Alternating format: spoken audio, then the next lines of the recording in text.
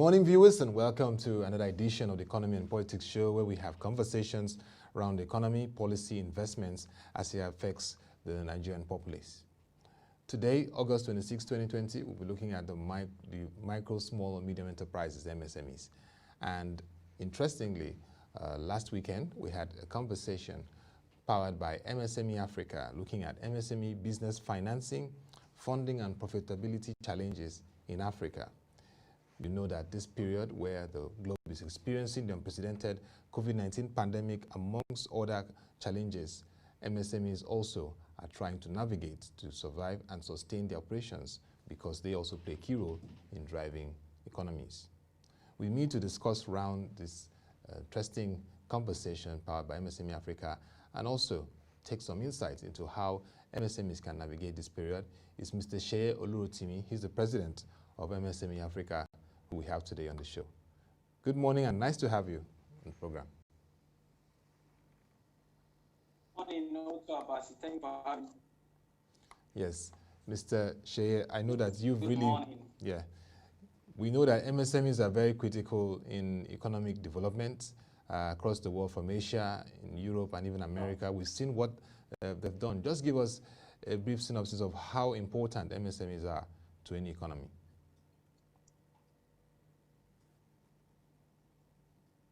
Well, MSMEs are the main drivers of any economy around the world. Ask any economy, check any economy that is thriving, and you will get to see the huge impact the micro, small, and medium enterprises in that economy are doing.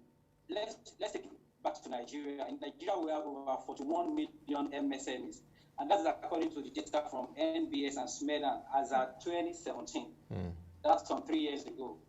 So that probably tells me that now we have a lot more than that, probably 45 million MSMEs, and they contribute about 50% to our GDP. That's a serious thing. And also, in the last 5 years, MSMEs have given job to over 60% of the population. So that, tells you how important this sector of the economy is. They employ about 80% of the people, they drive the economy, and they are less, what's the corner? The big corporates, if they get out of the economy, they can easily move out. But MSMEs are kind of stuck around here, so they stay around longer. They contribute a lot to the economy, and so they are very, very important, and we should pay a lot of attention to them and cater to their needs. Thank you very much for that initial synopsis to understand how important MSMEs are in terms of employment, in terms of driving economic process, in terms of even the driving activity of how long or the span in terms of their operations. But just give us an overview of the over the weekend program powered by MSME Africa. What for you were the key takeaways from that forum? Yeah, okay, maybe I should probably start by talking about what led to that particular discourse. Okay, so when we started MSME Africa, we planned our series of events, and MSME Dialogue is meant to be an annual event. Yeah. For example, we started around, even though the idea drive is a lot older than that, it's many years older, but we started in May, in the middle of COVID. And we thought ourselves, if we want to delay this till next year because we want to have a yearly MSME Dialogue, then we would be missing out on a lot of things, because there are issues that we need to address. And fundamental among the issues is the issue of funding and financing. And so I also stumbled upon a report by PwC saying that MSMEs have a funding gap of about 617.7 billion. And if you look at that report, that probably is not so much of a news, but when you find out that 617.7 million is just 1% of banks' credit in 2018, then you start to ask some questions. So this funding gap is just 1% of what bank gave out to other people. So that started to create some kind of an impression in my mind, and I started saying, why do we have this much gap? Why are we not? Why is this gap still there? Why do MSMEs find it difficult to fund their businesses as they run from pillar to post? And now it's been compounded by COVID-19 and everything that is happening. Then even along the line, Faith Foundation, our budget, also had a survey that says 72% of MSMEs have a problem with cash flow. And I think around 50-something have a problem with revenue. So everything is still talking about financing. Yeah. Talk about it. Our major takeaways that discussion. One of the major takeaways from that discussion is that government needs to do a lot more. The banks are meant to serve the real sector of the economy. They can't be declaring so much profit, while the sector are meant to be servicing, they are suffering. They are not able to profit. Then another thing we also came out with was the fact that MSMEs also need to play their own part in this whole thing. Can you hear me, Mr. Seye Olurotimi?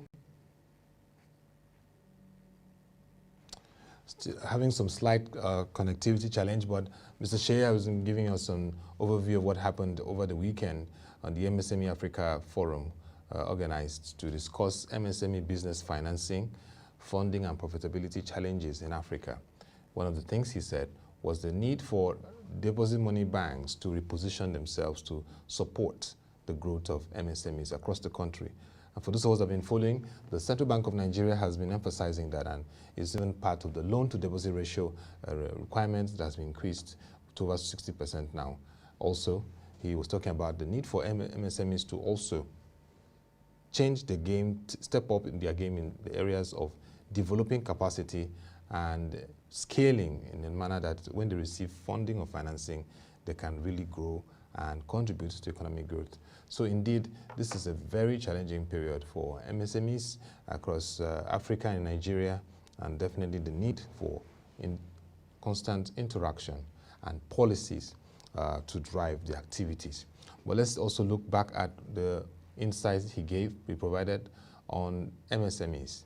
Currently, according to a survey of 2017 carried out by National Bureau of Statistics, working with the Small Medium Enterprise Development Agency of Nigeria, we have over 41 million MSMEs in the country. That shows you how powerful, how influential they are in the economic process, and they cannot be taken for granted, like Mr. Seye Olurotimi said. So, Mr. Seye, can you hear me now? I can hear you now. Sorry about that. Yes, I know that, yes, the connectivity challenge is there, but we'll continue to navigate around that. So you're about to round up in terms of the aspect of the role of MSMEs in terms of the conference. You talked about the deposit money banks and what they need to do. You were about to wrap up on what MSMEs have to do.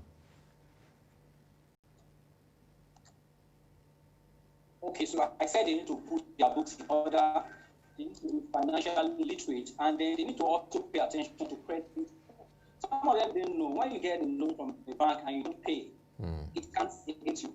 And I mean, one other thing I discovered on Saturday is that even when you buy credit, you know, from telcos, and you don't pay. Some people who do it, you run out of credit, and then you buy 200 credit you get 200 call card on credit, and you don't pay. That also counts against you. So things like that, or probably a distributor to a manufacturing company, and you get stuff from them, and you don't pay back. Those are things that, I mean, there are records of all of that, and they will count against you.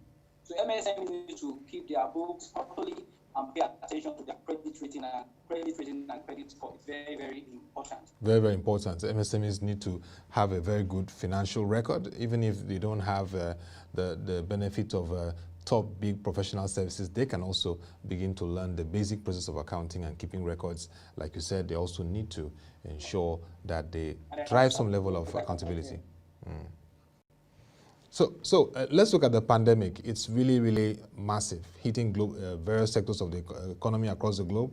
Aviation, oil and gas sector, tourism, all hit by the pandemic. And MSMEs are also not left out. We've seen what's happening in Asia. Governments are trying to put in support. In the US, you could see the administration of President Trump, the Small Business Administration program for SBs who are really, really adversely affected, and even the UK. We're talking of trillions of dollars, trillions of pounds in interventions.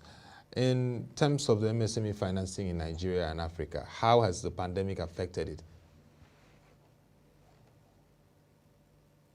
Okay, so talking about the impact of the pandemic, I'm happy you started with the fact that, I mean, it's actually a global thing. UK is in recession officially. Nigeria is that yesterday our GDP contracted. Second quarter has dropped by 6.1%. And I can can tell you that I'm not going to do that, but I know we are headed towards recession. By the time we have 2 consecutive quarters of negative growth, it's a recession. Yeah. The official recession. And so, SMEs are feeling the pinch. They are feeling the pinch. And there was a report by NECA that says 74.2% of businesses experience a halt in their operation. They experience some sort of halt in their operations. And that's a big 74.2%. That was a report by NECA around June or July. Then AFGP also said that Africa GDP might drop by 88.3 billion because of the pandemic. Yeah. And of course, every state are not operating like this. This is going to affect big time. According to the Foundation of Europe, I mentioned earlier, 72% of MSMEs suffer cash flows issues. 30% of them said they have cash flows to sustain them for 1 to 3 months. 30% say they have cash that can sustain them for just 1 to 4 weeks. And then 27% of these MSMEs have only cash that can sustain them for 1 to 7 days. So what happens after the cash flow is done? Yeah. So it's actually biting at jobs are being lost. 82% of those people said they are going to lay off about 1 to 5 people. So that means there will be a huge, there will be so much unemployment because of this pandemic on MSMEs. So it's actually a very, very big thing. A salary cuts, default in meeting obligations. So we should be prepared for a lot of defaults in paying back loans, servicing debt, and some other things. So it's actually biting that because the MSMEs don't seem to have what we call the shock absorber, so to say. Okay, so now talking about the defaults and the challenges MSMEs are going to face, we have several interventions from the Central Bank of Nigeria, reducing even the rates, I think from 9 to about 4%. And then also we had a 50 billion naira initial intervention domiciled in the NISAL Microfinance Bank. We also have now the Nigerian Youth Investment Fund targeted at young people, entrepreneurs who have various ideas and businesses that can scale and also contribute to employment and address the socioeconomic challenges in the country. So what I'm going to ask you is that based on your network and being involved in enterprise development, would you say that MSMEs are really assessing these funds? Has the process so far? What do you want to see improve in this regard? Well, okay, talking about this intervention, I think we start by commending government for coming up with intervention, even though I think a lot more could be done. And so talking about how accessible these things are, initially they said if you want to benefit from the 50 billion naira loan, you have to produce guarantors. And that was a big problem. Later on, it's only guarantors again, but they still demanded for some things. You need to understand that these people we are talking about, they are MSMEs, micro, small, and medium enterprises. And about 99% of them fall into the micro gap. So when we start asking for some of these conditions, we are automatically taking out 99% who will not be able to meet them. The micro guys are the guys on the street, the artisans. They don't have some of these things you're asking them to produce. And so they end up only catering to the small and the medium guys, but the micro guys are not accessing this. So we need to relax the condition. These things are not so accessible for the micro guys, but for the medium guys and the small enterprises, I think some of them are able to benefit from it. But also, let's start talking about this. We're saying 40 billion for over 41 billion MSMEs. If you want to divide that over them, how much will each one can get? Do you understand? So it's just like a drop in the ocean. But like I started, we should complete them, but they can do a lot better. I also know that there's 75 billion youth investment fund. Yeah. And I know that it's on. There's also another one from the MSME Development Fund. Yeah. There is a committee that is set up by the vice president. Chaired by the Minister of Trade. Yeah. The Minister of State for Trade, and is co-chaired by Mrs. Pawishka. Yeah. And that has brought a lot of credibility to that committee. But let's look at what that committee is doing, which I like. They are not saying just to give you money. Two things. For the micro guys, we do guaranteed offtake for you. We produce items. We give you money to produce some items, locally produce items. And we take them off you and sell them.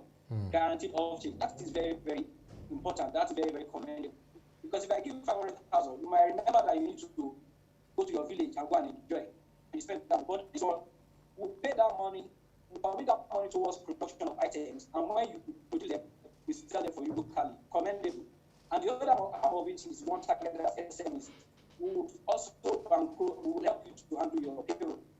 So we are not giving you money directly, but when it's time for you to pay salary at the end of the month, we will handle your payroll for a number of months so that we can ensure that we keep people in employment. That is commendable, but government can do better. That is expected to save about 80,000 jobs and 150,000 businesses. Government is doing well, Stand is doing what they can do also, but I'm sure they can do a lot better than they are currently doing, especially by focusing on the micro guys and not just the small and medium enterprise owners. Yeah, I mean, what you just said. Very instructive about the particular fact that we have a committee that's trying to streamline SME development and interventions, and having Mrs. Ibukun Awoshika, who we know is a very passionate entrepreneur, driving the case for constructive engagement and interventions for enterprise development in the country is a good one, and we hope that there will be a proper coordination to that effect, and we hope to see more traction in that regard. But let's look at the role of development financial institutions. You just talked about the African Development Bank, and it's critical because, except another thing, our own Dr. Akinwumi Adesina should be returned as the president. And there are various areas that AFDB has been looking in driving Africa's industrialization, which micro, small, and medium enterprises play a key role in terms of energize Africa, industrialize Africa, and even feed Africa. So those aspects key into what various MSME value chains are doing. What would you like to see more from development financial institutions like AFDB and including Africa Export-Import Bank, AfrExim?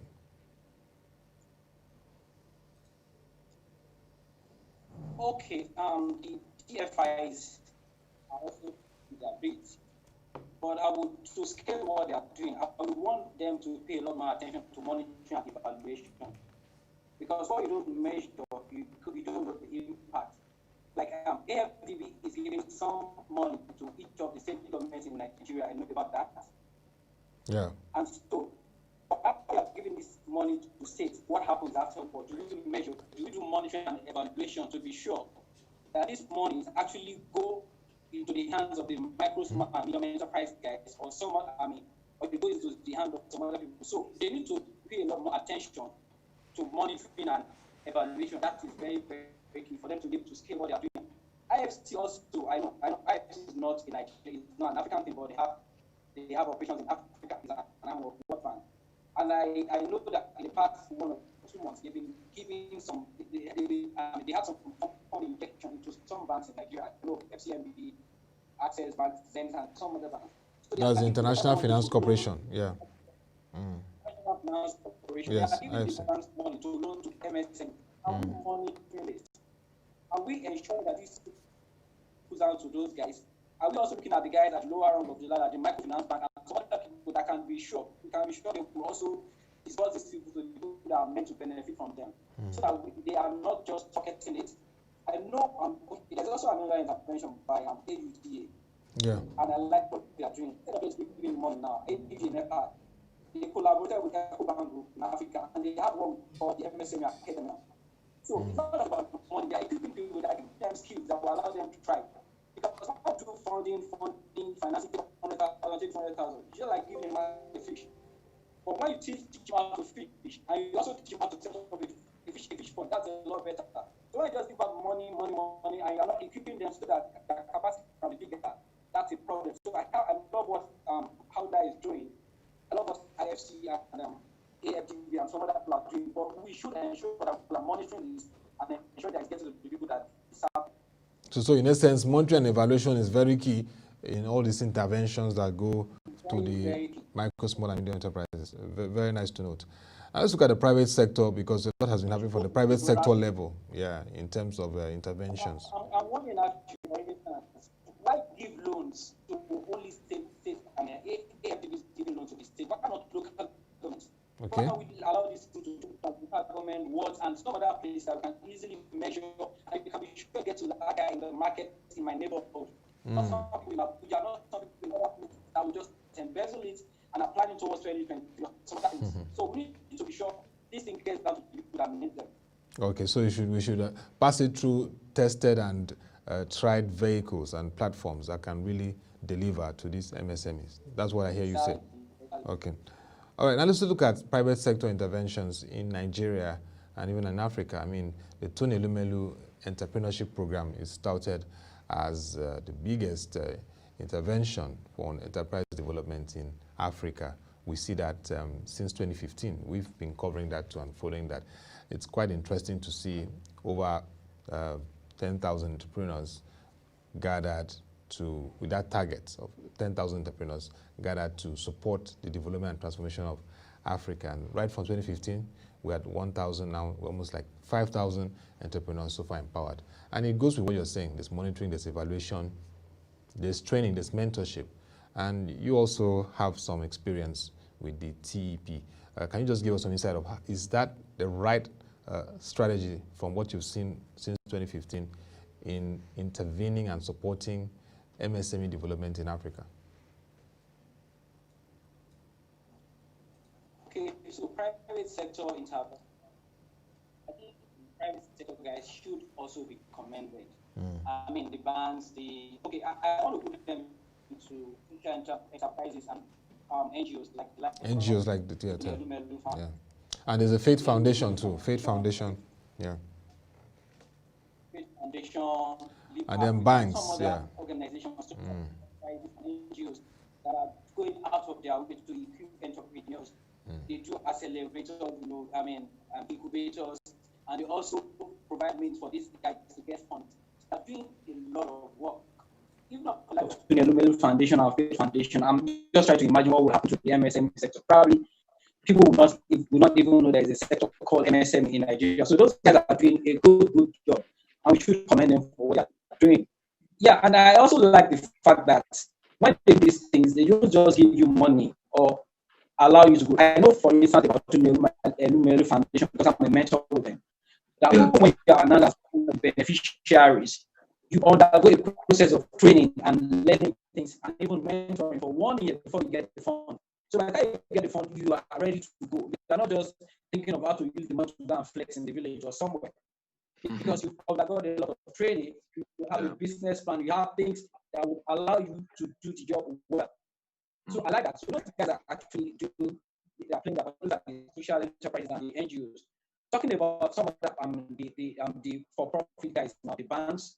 I know our banks are trying. Yeah, it could be CSI, it could be some other interventions, but I know they are also trying to see what they can do to help the MSMEs. But they should not just pay lip service to this. I know we have SME desk in almost all the commercial banks in Nigeria.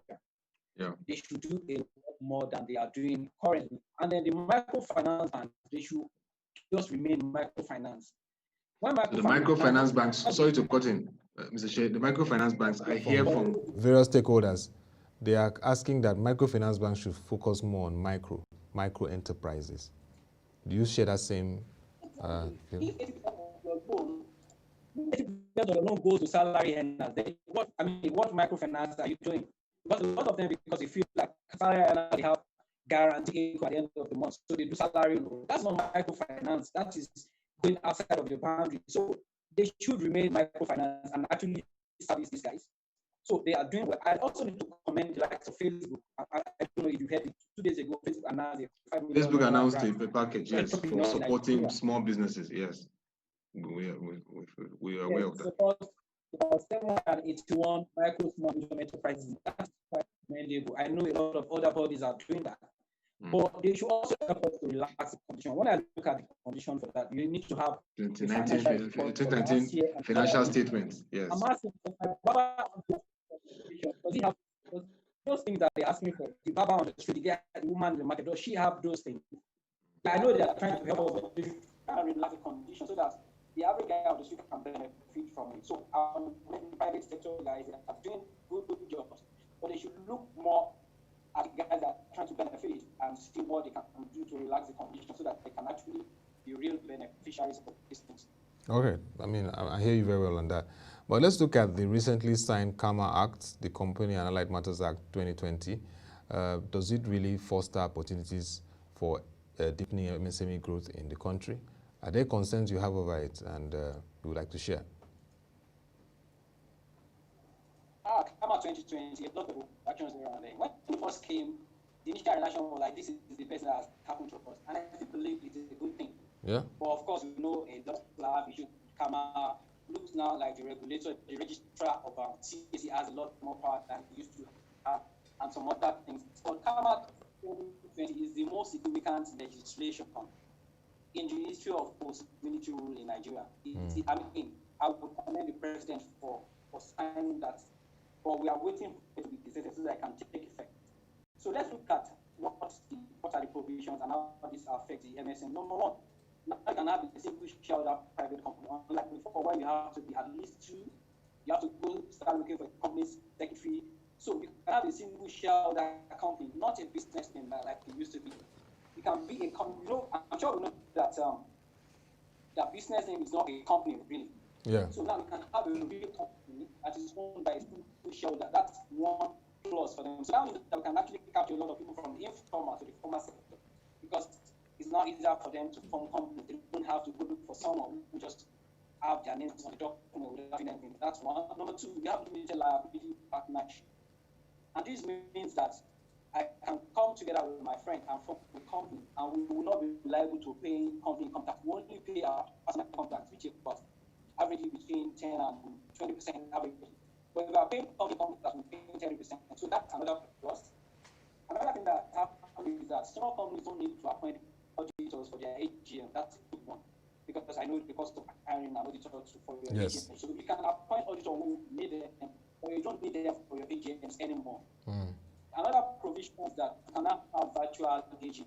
It's legislated now. You can have virtual AGMs. Yeah. So if I want to have an AGM, all I need to do is send links to my shareholders, and everybody will deliberate, and that is ratified. So that's another plus. So what this is doing is that it's actually lending voice to the ease of doing business and initiative that we're talking about. So the Kama 2020 also says that you don't need to appoint a company secretary if you don't need one. In all those bottlenecks, you have to appoint a company secretary, you have to report that to, you have to minimum issued capital also has replaced authorized share capital. So we can actually put in the capital that you have now, and then you can go it along the line. Instead of that authorized share capital, you have to go and looking for a particular share capital. So we have e-filing, e-share transfer, e-meeting, and then common sale is now optional. You don't need to go look. So how would this benefit MSMEs? I'm sure somebody is asking. Now, Mr. Seye, can you hear me? I can hear you. Okay, can you hold your thoughts on how it will benefit MSMEs? Let's go on a breather, and then when we return, you will now tell us about how it will now benefit MSMEs, the Kama Act 2020. When we first met, the first question I asked was, where have you been all my life? Since then, we have taken every step together. Especially when the kids were schooling abroad. Oh, how we made it through those years. When we shared the same passion, The same drive. and the same vision to succeed. Let's help you achieve your visions and aspirations, milestone by milestone. FCMB, my bank and I. Welcome back. Mr. Seye, can you hold on, please? Okay, so you can now give us how the Kama Act 2020 will benefit MSMEs. You can go on now. Okay, so I've listed all the provisions of Kama Act 2020. Now, how will it benefit MSMEs? Number one, it's a lot easier for me to start a business. And I'm also hoping that when it is finally gazetted, the cost of registering a business will go down. So that's where it's really going to benefit. Averagely, to register a business name is about 20 to 25K, and to do limited liability is about 60,000 and thereabout. So I'm hoping with all these provisions, the cost will go down. So that would be a big benefit. So that with 5,000, 10,000, I can register a business, a company, and I can run it. And so it also means that the cost of running an MSME will go down. I don't need to appoint an auditor. I don't need to have a company secretary. So I'm seeing ease of starting the business, then reduce overhead in running business. So those are the benefits I think will accrue to MSMEs with this provision of Kama. Nice to hear that, because, I mean, registering business and running it is very tedious these days. So if you can address those areas, it will be very important for micro and small medium enterprises. We've shared a lot about monitoring and evaluation. We've shared a lot about concerns and areas that need to be addressed. What will be your closing thoughts in terms of how we can when we first met, the first question I asked was, where have you been all my life? Since then, we have taken every in Nigeria and Africa. Okay, so my part of now we can scale of financing, financing and funding MSMEs. I think we need to work around financial literacy for MSMEs. A lot of these people don't know what banks require from them. They don't even know how to keep their books. A week ago, somebody called me. He runs a company that operates in 21 African countries. The company actually is into SME rating. They raise SME so that they can access funds from lenders. They started from Cameroon and it just extended to some countries, including Nigeria. And the guy told me that they have 100 companies in Nigeria they are using as a pilot. And after deploying some tools to them, they found that only 10 of them will actually access credit. But when you ask them to see what is your turnover, what is the size of your asset, they don't even know all these things. So we need to do a lot around financial literacy for micro, small, and medium enterprises. We are planning something on our end, and we are planning a financial literacy program. We're hoping that we'll get partners to do that. For some other people, our financial institutions, our lenders, the government, they should ensure that these guys have adequate financial literacy and financial intelligence so that we know what the banks are looking for, the lenders are looking for. And apart from that, let our policy, let's create policies that will help these guys thrive. Our environment is not so conducive for MSME. Some people will say that it looks like the environment in Nigeria is designed to kill business. I'm not agree with that to some extent, but I think the government should do a lot more than they are doing. Provide an enabling environment, don't come up with stringent rules that would look like you want to actually cause these guys to cease operating. So help them so that they can grow better, considering the fact that they are contributing about 50% of our GDP and they have the capacity to do a lot more than that. Thank you very much, Mr. Seye Olurotimi. At least we know now that there's need to deepen financial literacy for MSMEs to be able to assess huge benefits and funding that can really scale their business operations. We also hear the opportunities that are bound from CAMAC 2020 in areas of being able to start a business and even run it. When it's gazetted, we hope that it can address those areas. And the need for monitoring and evaluation, particularly for DFIs, Development Financial Institutions that support and intervene. This should also scale to the federal government and even Central Bank of Nigeria. When you are sending interventions to MSMEs, there's a need for monitoring and evaluation to see the impact. And definitely, we can make some headway in how MSMEs contribute to our economic development and growth. And hopefully, this will be the way to go, particularly as we navigate this challenging time of the pandemic. Thank you very much once again, Mr. Seye Olurotimi, President MSME Africa, for the time as we had this conversation around MSME business financing, funding and profitability in Nigeria and Africa. And we hope to have much of you subsequently when we look at MSME development to assess what's happening in that space. And that will be all for this edition of the Economy and Politics Show, the midweek edition. You can join our website, www.proshenji.com, to watch our videos with our news stories and reports. Don't forget that by 10 a.m. we have the market review where we give you developments around the financial and capital market. And today we're looking at private equity activities. Till we come your way again, thank you for watching. Have a nice day and stay safe.